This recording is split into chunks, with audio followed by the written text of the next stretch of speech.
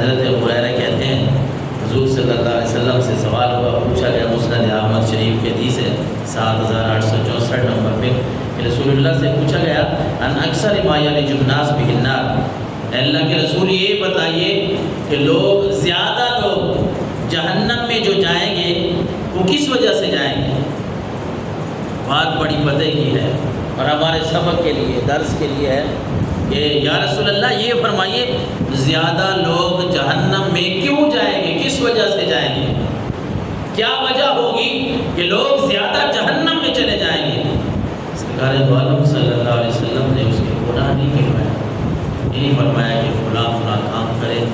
فلاں فلاں گناہ کرے گا تو جہنم میں زیادہ، آپ نے فرمایا اکثر لوگ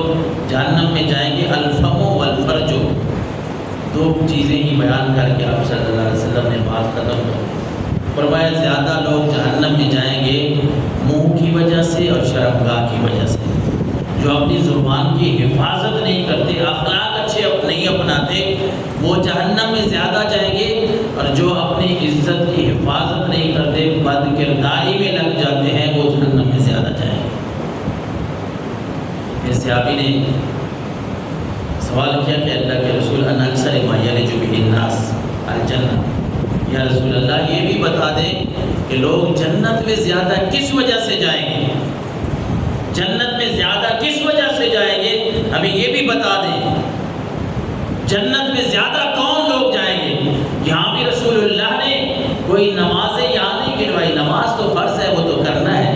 حج، نماز، روزہ، زکوٰۃ، رمضان کے روزے وہ تو فرض ہیں، آپ نے کرنے ہیں۔ اللہ کے رسول سے سوال ہو رہا ہے یا رسول اللہ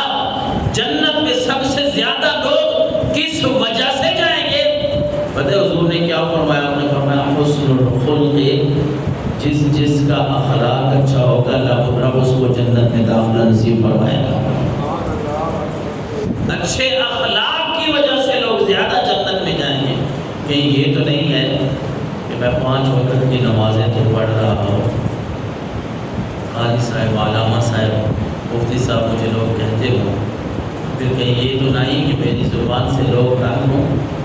کہیں یہ تو نہیں ہے کہ میں حاجی صاحب تو ہوں، میں نمازی صاحب ہوں، لیکن لوگ مجھ سے ملنا ہی گوارا نہیں کرتے، پھر کہیں یہ تو نہیں ہے کہ میں اپنا اخلاق جو ہے وہ ضائع کر رہا ہوں، اپنے اعمال ضائع کر رہا ہوں۔ ہمارے نبی صلی اللہ علیہ وسلم کو تو رب نے اخلاق کا بیکر بنا کے بھیجا ہے، جس نبی کا میلاد مناتے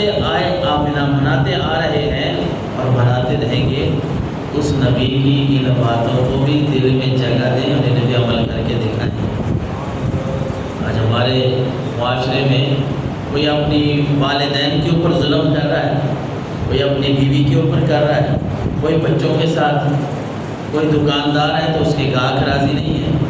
کوئی اگر حاجی صاحب نمازی صاحب ہے وہ مسجد میں آ جاتا ہے تو دوسرے نمازی اس سے راضی نہیں ہے۔ ہم اپنے گریبان میں بھی دکھا دیا 4 دن کی زندگی ہے، کیا کرنا ہے بد زبانی سے، بندے کی زبان ہی اچھی نہ ہو تو کیا کریں گے؟ ام المومنین حضرت عائشہ تو صدیقہ سے ایک روایت بڑی خوبصورت حضرت ام المومنین عائشہ تو صدیقہ فرماتی ہے، ابو داؤد شریف میں 4798 نمبر پہ ام المومنین فرماتی، لوگوں بڑی خوبصورت بات ہے، ایک تو آپ نے وہ لوگ دیکھے جو عبادت گزار ہے، اچھی بات ہے عبادت کرنا، نمازوں کے علاوہ نفل پڑھنا، تہجد پڑھنا اچھی بات ہے، آپ نے دیکھا ہوگا لوگ نفلی روزے رکھتے ہیں، یہ بھی بڑی اچھی بات ہے، ثواب کا کام ہے نہیں، لیکن رسول اللہ نے ایک آپ کو وظیفہ بتایا ہے، وظیفہ کہ آپ نے روزہ رکھنا بھی نہیں ہے، نفل آپ نے پڑھنے بھی نہیں ہے، پھر بھی رب آپ کو روزے کا ثواب بھی دے گا، رب آپ کو نفل پڑھنے کا ثواب بھی دے گا۔ وہ وظیفہ کیا ہے؟ ام المومنین فرماتی ہیں سمعت رسول اللہ یقول، میں نے اللہ کے نبی سے سنا، آپ نے فرمایا ان المؤمن لیدرک بحسن خلقہ درجۃ الصائم القائم، لوگوں حضور نے فرمایا جس نے اپنے اخلاق اچھے بنا لیے ہیں، جس نے اپنے اخلاق اچھے بنا لیے ہیں، وہ روزے دار جتنا ثواب بھی حاصل کر لیتا ہے، نفل پڑھنے جتنے ثواب بھی حاصل کر لیتا ہے۔ جتنا کوئی نفلی روزہ رکھتا ہے، اس نے کیا کیا؟ اخلاق اچھے ہیں، ہر بندہ اس سے راضی ہے، مومن ہے، مومن نے اخلاق اپنے نبی کی سنت پہ عمل کر رہا ہے، اخلاق جو اچھے ہیں نا، ہر بندہ تعریف کرتا ہے پیٹھ پیچھے بھی، یار بندہ بڑا اچھا ہے، کبھی اس نے بد کلامی نہیں کی، بد زبانی نہیں کی، اس کی زبان بڑی چنگی ہے۔ اللہ کے نبی نے فرمایا جو بندہ اخلاق اچھے اپنا لیتا ہے اللہ اس کو روزے دار جتنا ثواب عطا فرماتا ہے۔ جو بندہ اخلاق اچھے بنا لیتا ہے اللہ اس کو رات بھر کھڑے ہو کر جو نوافل ادا کرنے والے ہیں ان کے برابر بھی ثواب عطا فرما دیتا ہے۔ کتنا اچھا سودا ہے، کوئی گھاٹے کا تو نہیں،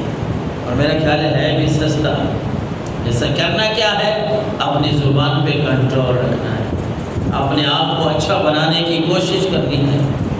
کیونکہ اللہ نے تو ہمیں اختیار دیا ہے نا۔ اللہ تعالیٰ نے ہمیں پیدا کیا،